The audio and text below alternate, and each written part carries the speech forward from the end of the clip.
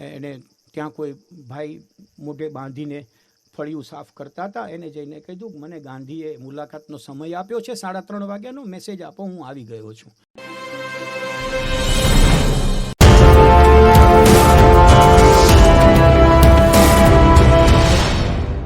બાપુ અહીંની જ એક કથા, અને એ કથાને હું જ્યારે જાણું ત્યારે મને એમ થાય કે આ કથા બેઠી ગાંધીની કથા છે. એક વાઇઝ હોલી પર્સન અહીંયા ક્યોટોમાં રહે, અને હોલી પર્સનને જોવા માટે બધા લોકો વિઝિટર જાય. એમાં એક માણસને બહુ તકલીફ પડતી હતી, બહુ દુઃખી હતો. એટલે એને કોઈએ કહ્યું ઉપર એક હોલી પર્સન રહે છે, a holy man is there, go there and meet him, he will solve all problems. એને કીધું બહુ ઊંચું છે, તો ના એટલી મહેનત કરવી પડશે, તમે જાઓ. અને એ ગયા એટલે એક માણસે એને સ્વાગત કર્યું. એટલે એને કહ્યું I would like to meet that holy man. તો કે પ્લીઝ કમ ઓન. અને એને એક રૂમમાંથી પસાર કર્યા અને બીજા રૂમમાં એને લઈ ગયા. એને એમ થયું કે હમણાં અહીંયા મને બેસાડશે. બેસાડવાની બદલે એમ કીધું have you seen all this things? તો yes, let us go ahead. 3જા રૂમમાં, 4થા રૂમમાં, 5મા રૂમમાં, પેલેસ જેવી મોટી જગ્યા, બધું ખાલી, કશું જ નહીં. અને છેવટે બહારનું બારણું આવ્યું. ત્યાં એક્ઝિટ હતી. એક્ઝિટમાંથી બંને બહાર નીકળી ગયા. બહાર નીકળીને ફરીને પાછા મૂળ જગ્યાએ આવ્યા અને પહેલાં હાથ જોડ્યા. Thank you very much for visiting the place. પહેલા માણસે કીધું આઈ would like to meet that Holi person. હજી હું એને મળ્યો નથી, મારે તેને મળવું છે. બાપુ એમણે જે જવાબ આપ્યો એ જવાબ હું શબ્દસહ વાંચું. Everyone you may meet in life, everyone you may meet in life, even if they appear plain and insignificant, see each of them as a wise holy man. If you do this, then whatever problem you brought here today will be solved. તમને જીવનમાં જે કોઈ મળે છે સાહેબ, ભલે ને તમને નકામા લાગે, સાર્થક ન હોય એવા લાગે, તમને એમ લાગે આની યાર શું વાત કરવી, પણ એને જો તમે એક પવિત્ર માણસ તરીકે સ્વીકાર કરશો તો તમારા બધા જ પ્રશ્નો ત્યાં ને ત્યાં પૂરા થઈ જશે. મહાત્મા ગાંધી પોતાના આશ્રમની અંદર હતા અને કોઈએ જે.સી. કુમારપ્પા નામના આપણા એક બહુ મોટા વ્યક્તિ એનો સમય લઈને 3:30 વાગે એને મળવા આવ્યા. અને 3-3:15 વાગે એને એન્ટ્રી મારીને એને ત્યાં કોઈ ભાઈ મોઢે બાંધીને ફળિયું સાફ કરતા હતા. એને જઈને કીધું મને ગાંધીએ મુલાકાતનો સમય આપ્યો છે 3:30 વાગ્યાનો, મેસેજ આપો, હું આવી ગયો છું. એટલે પહેલાં એમ કહ્યું કે ગાંધીજીએ કહ્યું છે ને, તો હા તો એ આવી જશે 3:30. અને એ પાછું વાળવા લાગ્યો. પહેલાંને થોડું એમ લાગ્યું કે હી ઇઝ નિગ્લેક્ટિંગ મી. એણે ફરી વાર ઉઠીને કહ્યું go and give a message two Gandhi that I am here. એટલે એણે પાછું થોડી વાર પછી કહ્યું કે ડોન્ટ વરી, ગાંધી આવી જશે, હી સો પર્ટિક્યુલર વિલ બી ધેર. 3:30 થયા એટલે પછી એ જ માણસ પોતાનો સાવરણો મૂકી, મોઢા ઉપરનો રૂમાલ છોડી અને પછી અંદર ગયો. અને પહેલાં કહ્યું આવો આપણે અંદર બેસીએ. એટલે એમણે કહ્યું I would like to meet Gandhi. એટલે કે મીટ, આઈ એમ હિયર. મને એવું લાગે કે he is the holy man, he is the holy man of Kyoto, કે જેને શોધવા ગયો ને કોઈ ન મળ્યું. તમે ગાંધીને શોધવા ગયા હતા, પણ ગાંધી તો હાથમાં સાવરણો લઈને સફાઈના કામમાં વ્યસ્ત હતો. આટલી સહજતા. એની નાની પેન્સિલ ખોવાઈ જાય તો આપણે એની નિંદા કરી શકીએ, પણ સાહેબ પેન્સિલ વગર એને નીંદર ના આવે. એટલો બધો જેને વિચિત્ર પુરુષ કહેવાય એવા વિચિત્ર પુરુષ આપણી વચ્ચે હોય અને પવિત્ર હોય એનો આપણને ખ્યાલ નથી આવતો. મિત્રો, મને વિચાર આવ્યો કે આ બધા લોકો તો જતા રહ્યા છે, કોને અત્યારે પકડવા? મને એવું લાગે છે કે ઝેન આપણી આજુબાજુ છે, ગાંધી આપણી આજુબાજુ છે, ઈશ્વર આપણી આજુબાજુ છે. ક્યાંય શોધવાની જરૂરિયાત નથી. હું કોઈ એવી વાત કહેવા નથી માગતો, પણ અહીંયા પહેલે દિવસે અમે આવીને બેઠા અને ડાઇનિંગ હોલની બહાર બેઠા હતા ત્યારે one person came to me and my wife and introduced, are you from India? મેં કીધું yes I am also from India. એને બહુ આનંદ થયો કે આ ઇન્ડિયન ઓરિજિનવાળા અત્યારે સીધા ઇન્ડિયનથી આવતા કોઈ લાગે છે. એટલે રાજી થયા. મેં તમે શું કરો છો અહીંયા? મને કે આઈ એમ અ ડિશ વોશર હિયર. હું અહીંયા ડિશ ધોવા આવ્યો છું. કેમ ડિશ ધોવા આવ્યા છો? તો કે બેઝિકલી આઈ એમ અ કુક. એમની સાથે વાત કરી ત્યારે ખબર પડી 8 વર્ષથી જાપાનમાં છે, 8 વર્ષથી. અને છતાં એણે કીધું યસ આઈ એમ ઇન્ડિયન. જાપાનમાં 8 વર્ષથી છે, છતાં પણ જે કહે છે કે આઈ એમ ઇન્ડિયન. કે હું બરોડા રહ્યો છું, અમદાવાદ રહ્યો છું, સુરત રહ્યો છું, હું દહેરાદૂનનો છું, 10 ધોરણ પાસ છું, એક દીકરો ને દીકરી છે. મારી પત્ની ત્યાં રહીને મુંબઈ રહીને એને ભણાવે છે. પણ કુકિંગનું કામ મળતું નથી. એટલે મને એમ થયું કે કથા હોય અને કથામાં બાપુ પધારવાના હોય, ત્યાં ડિશવોશ કરવાનું કામ મળે તો એટલું સાનિધ્ય મળશે ને, એટલે હું જોડાઈ ગયો છું. અમારી વચ્ચે રોજ એ વ્યક્તિ અહીંયા હોય છે, ડાઇનિંગ હોલના સકુરા હોલની અંદર બેઠો છે.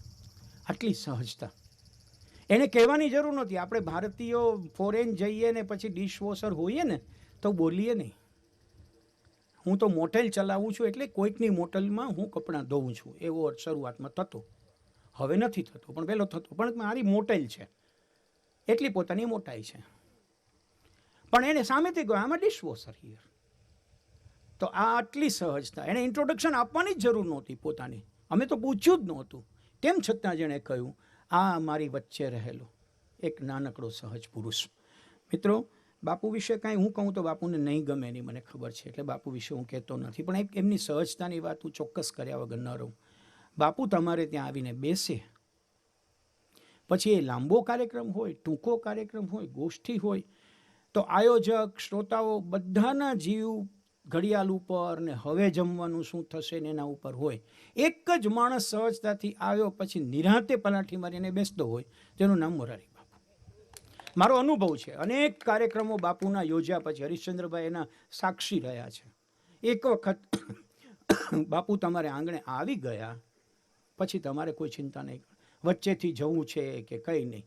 અમે તુષારભાઈને વિનોદ બેઠા બેઠા નોંધીએ છીએ કે એમની યાદશક્તિ એટલે કેટલી, કે રેફરન્સ કરે તો બરાબર, પણ મૂળ રેફરન્સ કર્યો હોય એનાથી દૂર ચાલ્યા ગયા હોય, પોણી કલાક સુધી બીજી વાતો કરી હોય, અને આપણે ભૂલી જઈએ કે શું વાત કરી હતી, તો ફરીને પોણી કલાકે બાપુ પાછા આવે કે ઓલી અગરબત્તી વાળો હતો ને. આપણને એમ થાય કે અગરબત્તી આજે નહીં પ્રગટે પણ એ પ્રગટાવે.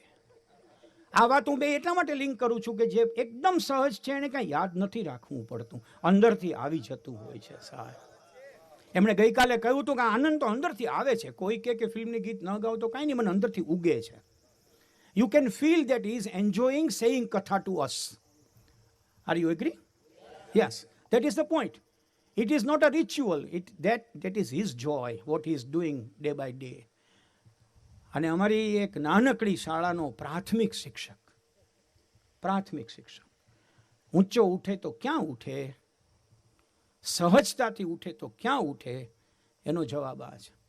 ફુગ્ગો ઉપર એટલા માટે નથી જતો કે ફુગ્ગાનો રંગ કાળો કે લાલ હોય છે. ફુગ્ગો ઉપર એટલા માટે જાય છે કે એની અંદર કઈ હવા ભરાઈ છે, એના આધારે ફુગ્ગો આખો હવા ઉઠાવે છે.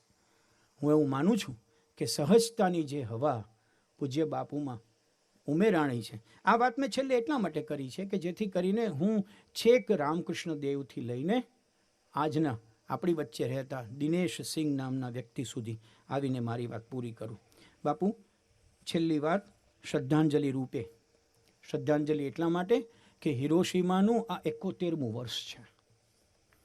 જોગાનું જોગ એ પણ ઓગસ્ટનો મહિનો હતો, 6 ઓગસ્ટ 1945, જ્યારે હિરોશીમા અને નાગાસાકી ઉપર બહુ વિનાશક એવો બોમ્બમારો થયો. અને મહર્ષિના બહુ જ ચહિતા શિષ્ય સુંદરમની એક સુંદર રચના સાથે. આ એટલા માટે હું રજૂ કરું કે સુંદરમ જિંદગી છોડીને મહર્ષિના અનુયાયી બન્યા. આવા વ્યક્તિઓ તમને ક્યારે કેવી રીતે મળી જાય ખબર ન પડે. જિંદગી કે હર કદમ પર ગીરે, નિદા ફાઝલીનો શેર.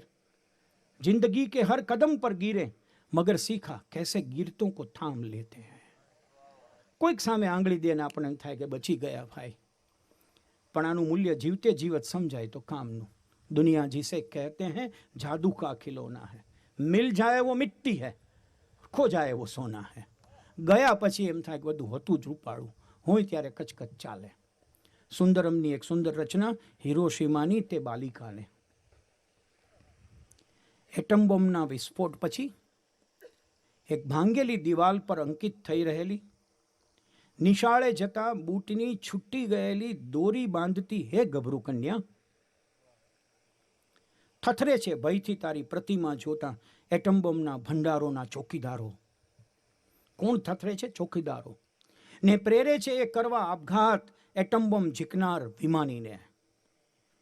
હે નિષ્પાપ કન્યા, સંહારના કરાળ ખડક તરફ ધસી રહેલા જગતના રાષ્ટ્રોના વાણો માટેની તું છે ઝબુક ઝબુક થતી અમર દીવાદાંડી.